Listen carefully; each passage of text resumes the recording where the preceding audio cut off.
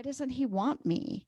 Don't husbands like this? I thought husbands would be excited to have a woman who wanted to be with him sexually. And I felt personally hurt and rejected. And I didn't know what to do with my desire. And You're listening to Get Your Marriage On, the fun and spicy podcast bringing you new tools and fresh ideas so that you can be the sexiest couple you know.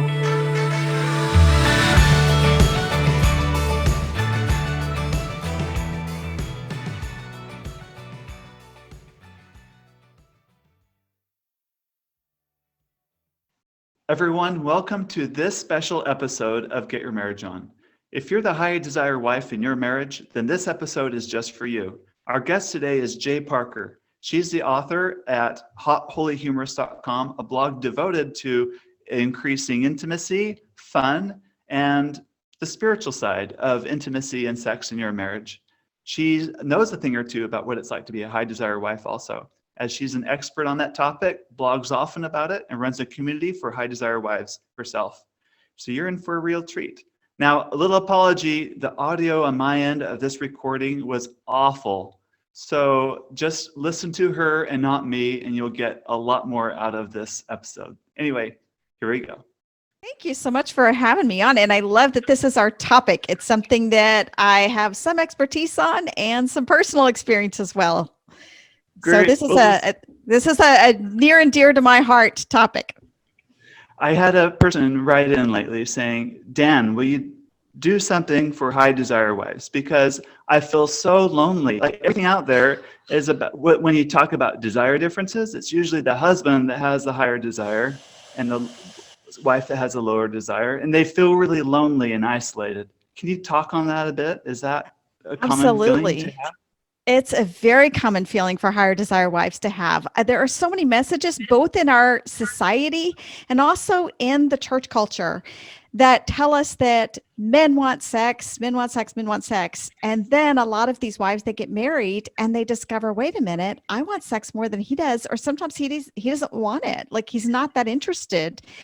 And on top of having that gap to negotiate, they're kind of slammed by this shock because it's just not what they were set up for. And so then they feel like I'm the only one. And you're not the only one. In fact, the best research I've seen on this says that higher desire wives are between 15 to 20% of marriages. So that's like 1 in 5. 1 in 5 marriages. Yeah. So if you have, 100 couples in a room, 20 of them have a higher desire wives. Or I was looking at something the other day, and in the United States, green-eyed people are about 15% of the population. I have green eyes. No one ever says to me, wow, that's so weird that you have green eyes. No, it's not weird. We're more common than you think. We're as many as green-eyed people in the US. That's good. I also read something about desire differences in general. Like, think about it as height. Some people are taller than other people. Like in my marriage, I'm a little taller than my wife. But it's very likely that my wife could have married someone shorter than her, and she would be taller. Or I could have married someone taller than myself, and she would have been taller. So when it comes to desire differences, it's always relative to the person you're married with. Exactly. It is relative. And so that's the other thing, is that we've got to realize that we're coming into marriage not just as a sex drive, but as a whole person who's been formed by many different things. And there's lots of reasons why one of you could be higher desire than the other. And it could be a problem, or it could just be the way you are. And so it's not always a problem. That's the other thing, is we often think, well, if I'm higher desire than he is, then something is wrong. Either something's wrong with me or something's wrong with him. And look, there are some problems and some challenges, but sometimes there's just factors, and there are things we can address, but it doesn't necessarily mean like you're crazy or you're weird or you're bad. You're not. You just have this relative difference. So when in your marriage did you realize that you were the higher desire spouse? Oh, wow. Okay. So yeah, we were fairly well matched when we got married, and that was nice. But I was pretty eager, but I think there was a sense also in which, because of the background I had, I didn't always express how much I wanted and liked it because I was a little worried about that, about being that way. And, but we were pretty evenly matched. And then honestly, after I had kids, my interest dropped substantially. I had postpartum depression. I had various things. So I know the other side also of being the lower drive spouse because I had a few years of that.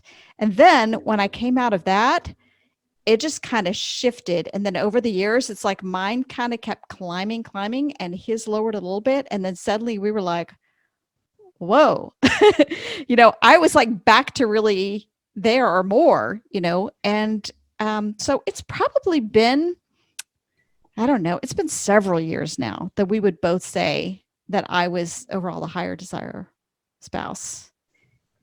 What kind of conflict did that create in your relationship? Well, at first, I had a lot of the reactions that a lot of other wives have. What is wrong with me? Why doesn't he want me?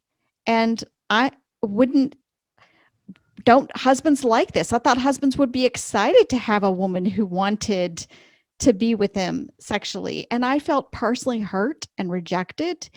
And I didn't know what to do with my desire. And he wasn't doing it. I want to be clear, talking about my husband, there wasn't anything malicious. He wasn't, just like shooting me down. He just wasn't as there as I was. If I said, "Hey, do you want to?" He was like, "Well, okay, maybe," or he'd be like, "Oh, not tonight." And I, I just I thought men always said yes to an invitation for sex. That's what I had been taught. It's wrong, but a lot of us learned exactly that. And I kind of think that sells men short too, because it's not like men are walking around just like, a body just to contain a sex organ. Y'all are more than that too. And so y'all have moods and things and changes, and things can shift. You're a whole person. And so as things shifted for us, I ended up being the higher desire spouse. Is that common for wives to shift? They were the lower desire spouse, then over time.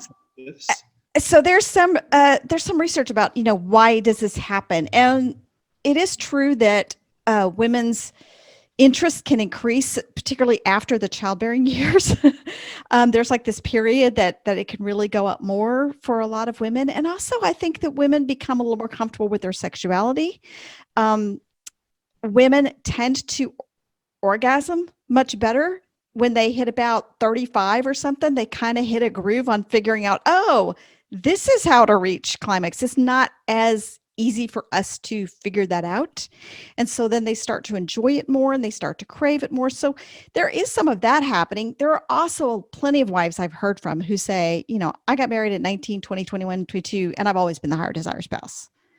So it kind of goes both ways. What are some of the challenges that you've had to work through? Like, so you're the higher desire spouse. He's not in the mood all the time. Mm-hmm. Like, what were those conversations like early on? Were they productive conversations, not productive conversations? How did you work through that in your relationship? Well, I did a lot of head thinking and moodiness before I pulled myself together and decided it was what it was. And I did a lot of questioning myself, and then I started reading a lot of things. And unfortunately, at that time, the resources for higher desire wives were not that great. In fact, that's one of the reasons why I started writing them, is because at first I kind of did think I was alone. And then as I started talking to more wives and hearing from wives saying, "Hey, I want sex more than he does," I was like, oh, wait a minute, there are other women like me too. And so I started writing about that. And I realized that a lot of the standard advice didn't work. And what I had to do is rethink that, first of all, to recognize that it was okay. It didn't mean he didn't love me. It didn't mean he didn't desire me. He does and did. It wasn't, his amount of drive often wasn't about me. It was about like his body and his mindset and all of those things. And I also realized that his drive had sort of changed to be a little more responsive than mine. And so we kind of had to work with that. And we started having conversations. And at first I was frustrated, but then we kind of started getting practical about it. Well, can we at least, the biggest thing we did, I think, was to make sure we at least got one day. And we basically ended up with, okay, if I could just get the weekends, because he was less stressed on the weekends, and stress was a big aspect of when things were particularly not going well. And I was like, okay, if we can just hit the weekend because he's been off of work and we can get, one in the week. And just getting that one and finding the right timing, which wasn't late at night, which which was on the weekend, which like that kind of helped to just get us in a routine and get me to a point of feeling like, okay, well, this is good. And we enjoyed this. And and I felt calmed down enough. Like I wasn't on, I'm trying to think how to say this. You're not So on the defensive, right? You're not well, on. when you're not having as much sex as you want, and you don't know when your next sexual encounter is going to come, it's like kind of always bugging you. It's like this thing, tapping you on the shoulder. How long has it been? When's it going to be again? And so when you kind of have that steady, when you have that steady time that it's, it's going to happen, that kind of brushed off. And I was like, I felt good enough that I was like, okay, I'm okay. I would like to get another time or two in the week, but we have a steady enough diet that I can relax. Does that make sense? Yeah, it makes sense. I want to talk more about like how you handled that rejection at first and how you kind of took it personally and how you were able to decouple it to not take it personally. So let's say, okay, sure. Let's pretend this scenario, you're that higher desire wife and you put yourself out there. You like dress in your fancy lingerie. You like sext him all day. You're like telling him you want this. You're initiating. You're doing all the things. You're like doing your hair, whatever, all of it. And he's not interested. It can really hurt. Like, I put myself out here for you. I'm doing all the things that I think men get turned on by, and you're not being turned on by this. Like, what gives? And you can like really take it personally there. Yeah. So actually, I tell a lot of higher drive wives not to do some of that stuff because you can set yourself up for more heartache if you think this is what's going to get your lower desire husband interested, when that's not it. It's not that you're not pretty enough. It's not that you're not attractive. It's not that you're not sexy. That's not the issue. The issue is almost always something else. And so you're not getting at what the real thing is that's going to attract your particular husband. Now, at the same time, look, I'm all for doing some of those things for yourself. If it makes you feel sensual and lovely, wear whatever lingerie you want to, but get in your mind of saying, I'm doing this for me, and not just doing it to look for a reaction in your lower desire husband. Because then if you don't get it, you feel worse, even if he accepts you. And if he says, yeah, let's have sex, but you're already in this place of disappointment because it didn't all start the way you wanted it to start. You didn't get the big reaction that you wanted. Got it. So first of all, it's a mistake to like think, oh, because he doesn't want sex as much as I do, I need to do more. Like, no, in fact, honestly, some lower desire husbands, because one of the things too, in particular, is that most men really like to do something. If they're going to do something, they want to do it well. Okay. Yes. So they start there, and then they feel like they can't keep up with your sexual desire already. And so a lot of these guys are feeling like, well, I'm, a little less of a husband, a little less of a man because I can't keep up with my wife. They've heard all the same messages we have about how he's supposed to want sex all the time and he doesn't. And a lot of these guys think, well, what is wrong with me? And so then when they feel, a lot of pressure, it just reminds them a lot of times that they're not living up to what their wife wants. And weirdly, sometimes what that actually does is then guys don't want to show up at all because they don't feel like they can do it well. And so there's this weird cycle where then she continues to pursue and he continues to back away. And And that, obviously that's not a good cycle, but we see that because if he feels a lot of pressure to engage in something that doesn't make him feel good about himself. So all that to say, you have to work on your mindset, wives, but I think you also have to be compassionate about where your lower desire husband is and kind of saying, look, I understand. This is what I thought would get you turned on because it's what I heard, but it just doesn't seem to be that that's what really gets you interacting. Tell me what gets you interested. In the past, what has really made you feel like being sexually intimate with me? And, be okay to be outside the box on this stuff. Right. And some guys will say things like, what I love? I love when we cuddle up and we, watch a movie and you snuggle up to me for a while, which, fine. Like if that's the thing, if romance is the thing that gets him going, or recreational activities together, or I really like it, I need more time for you to just touch my body for a while before I'm ready to go. Fine. That's a deal. So I had to figure out some of those things for myself. And I did a lot of trial and error. So, it doesn't work is what you're saying. Yeah. So I did a lot of things where I was like, okay, I'm going to do it this way with my husband. Like, okay, that didn't work. Okay, what if I did this way? Oh, that didn't work. And so I tried a lot of different stuff. And before I really started talking to him about these things, in fact, I hate to make a shameless plug for my other book here, but I'm going to anyway. I kind of wish I myself had my book Pillow Talk, because it would have helped me have conversations with my husband about how we uniquely do sex together. But we just kind of eventually, I started talking to him about what was and wasn't working. So by the time we started having conversations, I was like, it just seems like you're more interested on weekends. I'm wondering if that's related to your stress. So then we started having other things, and then I could ask him more questions. I also did a lot of reading some things or thinking some things and saying, here's what I read or think. Is that true for you? And giving him a chance to either agree or disagree about what his sexuality was like for him. I love that. It was such we're working together as an intimate team instead of you're broken, something's wrong with you. Let's go get your hormones checked, or you have low testosterone. Like, what is it? Like, that's the first thing everybody says is, well, have you checked his testosterone? Okay, it's true. It's possible that low testosterone is an issue, but it's a very small percentage. And the reality is there's a lot of different reasons why husbands could be doing this. And some are just neutral things,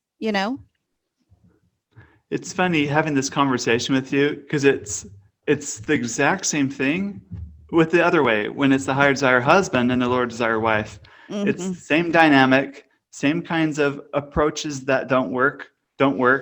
It's the husband thinking, oh, it's my wife, we need to go get her hormones checked. Like, it's the exact same playbook of things that work and don't work. It's just the roles are reversed. And so let me just say, I'm going to say that's true so much. But the one thing I will also say is that that there are still some things that are men and women. Like I said, like that men thing of wanting to do a thing well, that seems to be more of a man thing. But at the same time, higher desire wives can be a little confused, because they'll be like, I desire sex, but then I get there and it takes me a while to get aroused. And I'm like, because you're still a woman, you still have all the physiology, like it's still, and so there are some things that I'm like, it's still a little different. High desire women don't show up to the bedroom like ready to engage immediately. They still may have all the same foreplay desires and needs of any other wife. It's just a matter of desire and interest. So there are some distinctions, I think. I guess what sort of trying to be clear is there's some distinctions that it's not that you can't always just read a book and just flip. Some things you can flip, and some things are a little more specific. Got it. So I didn't mean to challenge you too much. I just know that there are some specifics that are slightly different. What other things are different that you need to pay attention to? I do think that the messages we've each received have make a difference. For instance, when a wife desires sex a lot more, she can start thinking of herself as being, the loose woman, the whatever. And I think a lot of husbands who, if they're higher desiring their wife, that's what they expected, and they expect that's what men are like. And so a lot of women have received messages their whole lives that wanting sex is like not good. It's like you're supposed to be a good girl, and good girl is that when you're married, you accept your husband's advances and you might enjoy the experience, but it's not really, your thing is really conversation and affection. That's not a helpful message, is it? No. And then when you end up being the higher desire wife, you're like, well, actually, the conversation affection is nice, but I really just want some sex. Can we have some sex? Come bring it on. We can talk later. And so they start. I think there's a lot of feeling that there's something wrong with them, and also feeling they're not attractive.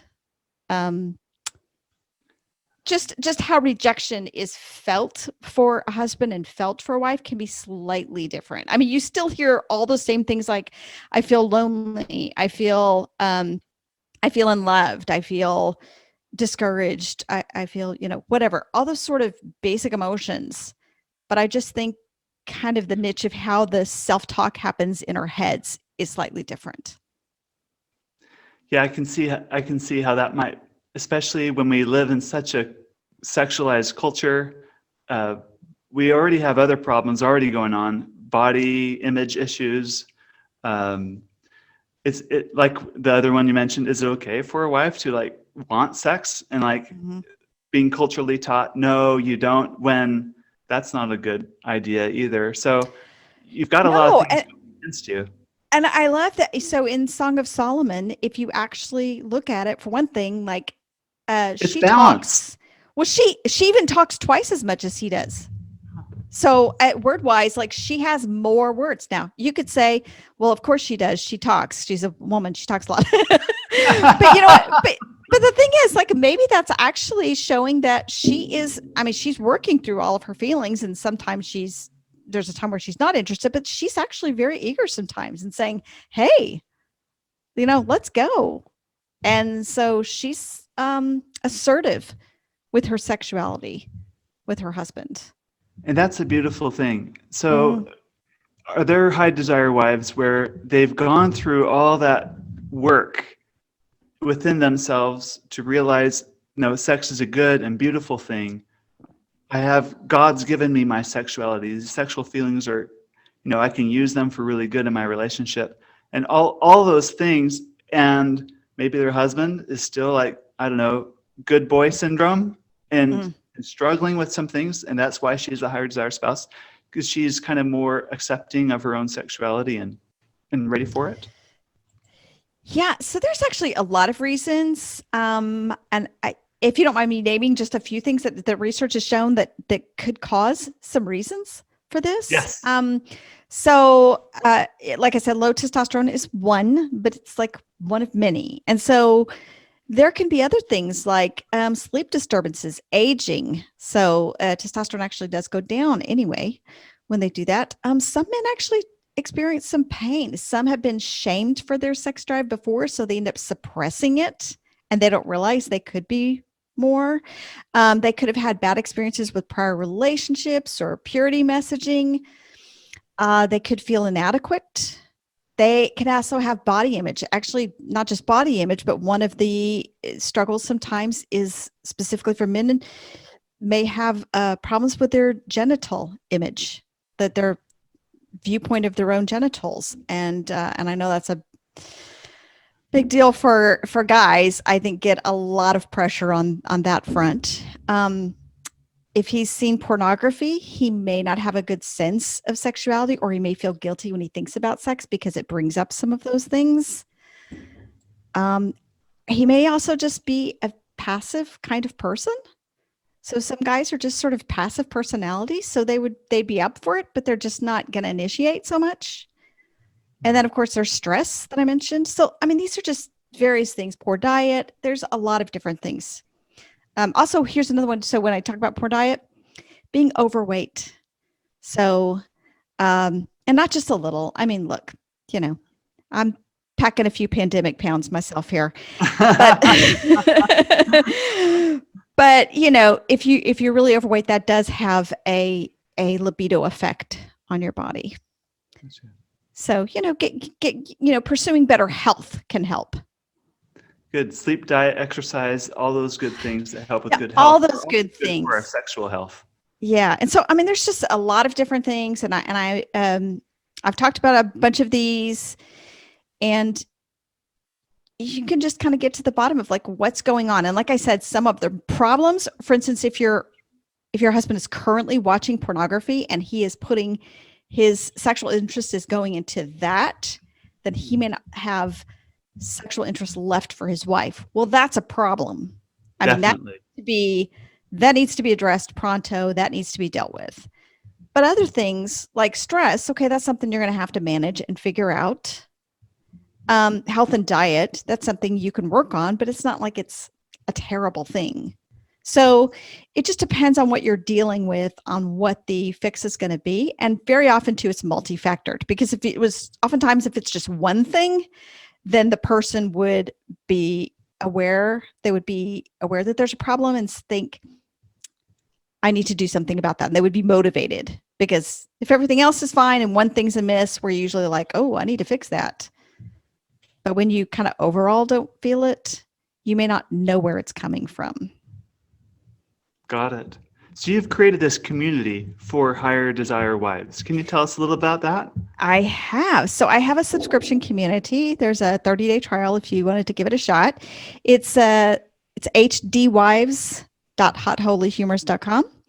And we just kind of are a support group, and I share some things. I regularly share my blog posts and things like that, but I also share some research and some tips, and we do some prayer requests for each other, and we just share when we're struggling and how we're struggling, and give each other support, encouragement, tips, whatever we've learned, we share with each other. And it's a vibrant community, and I just love those women. They're wonderful. So it's all women. So that's great. So if you're a woman listening to this and a Higher Desire spouse, you'll definitely want to check that out. Yeah. Why is it important to get in a community with dozens or hundreds of other people going through the same thing? I think that one of the biggest things I hear from Higher Desire wives is what we first started talking about, which is they feel alone.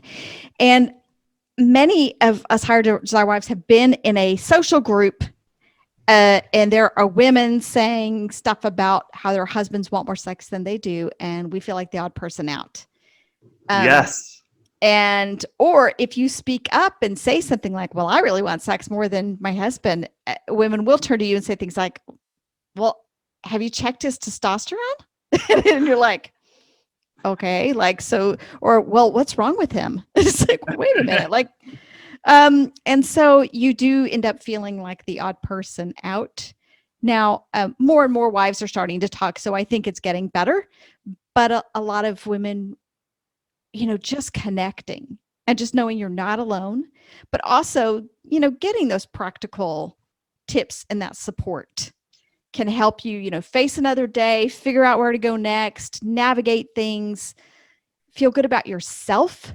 And I think that's good to kind of start and owning and feeling good about your sexuality, and just breathe and know you're a child of God. You're okay. It's good. It's good for your marriage. In fact, there was a research study that also showed that that even when there's a gap it's a little less important to be equally matched in your marriage than it is for your overall sexual interest to be high. That actually was better for relationship satisfaction, that there's a priority by someone or both of you for sex in the relationship, and it's happening. And that's one of the blessings that Higher Desire wives can offer through their relationship, right? Yeah, because there's so many benefits of having regular sex in your marriage. And so I've said sometimes, what if you had no drive, and then it was just your husband's drive, you probably wouldn't have as much sex. You wouldn't have this happening, this insistence that, you know what, something's amiss and we need to work on this. And you'd probably drift further apart. You'd have lower relationship satisfaction. So you may be the one thing really helping your marriage pursue holy and healthy sexual intimacy. And so that, maybe that's okay that that's your role. If you can do it well, if you can do it in a godly way, do it a loving way, that's a real benefit for your marriage. And if you're not going to do it, who is? That's this is your opportunity to really bless the whole marriage. And I know what some of those hard desire wives are thinking right now. I know this is not the opportunity you wanted. Okay. I hear you, but we all know sometimes that life throws us some curveballs, and that's okay. We can get up to the plate and we can hit it, and we can do this. So God is with us, and we can work this out somehow. That's great. So you've written 4 books on sex. You've written nearly 1,000 blog posts. I sound so wordy. You have you're over 100 episodes on your podcast. So you are definitely a sex expert. I'd love to hear your black belt sex tips. Like, okay, so you and your spouse are already in a good place. You're communicating well.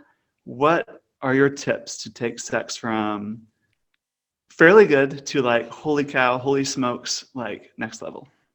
Wow. Okay. No pressure here. You didn't know this question was coming. I've been watching Cobra Kai recently too. So now I'm thinking, what is a black belt? Like, it's really intense. I don't think I'm that good. So, okay. Black belt tips. I think every now and then have a love feast. So what I mean by that is slow it all really down and do some experimentation, some slow love making. There are some things I'm sure on your app too that you have that are tips with that, where you can do some games and things like that. So, slowing it down and just making it not just a lovemaking encounter, but a whole experience. And I know you can't do that all the time, especially if you have little kids. I understand. I had those too once. But if you get a chance every now and then, just say, you know what, we're going to have a love feast. I love that. So that's one. I also think, go for, if you can go for multiples for, I know wives oftentimes can have multiples. I understand sometimes husbands can actually have maybe not the full, but they can kind of reach another plateau. And so if you can, try for more than that, you want to, see how long you can extend those feelings, or if you can kind of come back around and go again. Can we talk about that a little, like double click on that just a little bit? Okay. Because some people, when they hear, like, what does that really look like or feel like for the multiples? Is it like 5 minutes apart, 10 minutes apart, or is it like minutes apart? Like, well, what does it look like? I mean, this is the thing, is it's different for person. But so that's what's interesting is if you actually start talking to enough women and say, what's it like for you to have multiples? Some will talk about how it's basically a long sustained pleasure. Some will say that it goes up and then it just like dips a little bit and then it comes up. And so it's like blips. Other women say they peak and then they go pretty much back down and they have to wait a while and then they come back up. So, I mean, the amazing thing about women's sexuality is its complexity. And its individuality too. And the frustrating thing about women's sexuality is its complexity, because otherwise I could say, oh, here's what you do. You rub here and then this happens and then this happens. And and I know that's not how it works. And I do think that God kind of did this on purpose because, gentlemen often want just give me the 4-point plan here. And it's like, well, no, you're going to have to grow into figuring out your very mysterious wife. And wives sometimes have the same thing with husbands. They're like, well, why isn't he get all this that's going on? It's like, well, you're going to have to adapt to him. He's going to have to adapt to you. And so that way we each grow. But I admit it can be complex. And I think also husbands, for them, I've heard that they have to kind of go down and then come back up if they're going to try a second one. And sometimes it can take additional stimulation in certain places. So depending on where they like to be touched and where that works for them. And they get some men say that they can experience a second spasming and or at least a feel good thing. Great. Any other tips? That's a go for Any broke. last tips? Well, lock your door. That's important. Yes. Especially if you like kids us, earlier. have little kids Anyone at who's home. been I think the last thing I would say is up your sensory pleasures. So add more of your 5 senses to your experience. So bring in whether it's music or special lighting or, a candle or a diffuser or, other scents or perfumes or scented massage oils or lubricants, and, touch, get your satin sheets or, a feather or something that brings in all these senses, and really pay attention to sight too. What are you looking at each other eye to eye? Are you really making that eye contact? And are you savoring that moment? Are you making sure that kiss lasts long enough that you really feel it? So those kinds of things that just tap into our senses can heighten our pleasure. That's very good. Thank you. You mentioned it welcome. again, but if they want to reach out to you, the best way, can you tell us again where the best places to find you? The best We place hope to that you find enjoyed me this is episode of Get Your Marriage On. And if you did, we would love it if you would take a few seconds And to give us a from rating on there, iTunes and to share the if you show with hit your the landing friends. page, They'll thank can you for life. find my Once you've done podcast, that, my you can head Higher over to Desire Life getyourmarriageon.com community, for more my resources blog, about kind of today's all the topic things I and to do. download our You can amazing find, marriage places apps. to click Now and go you can get your marriage on.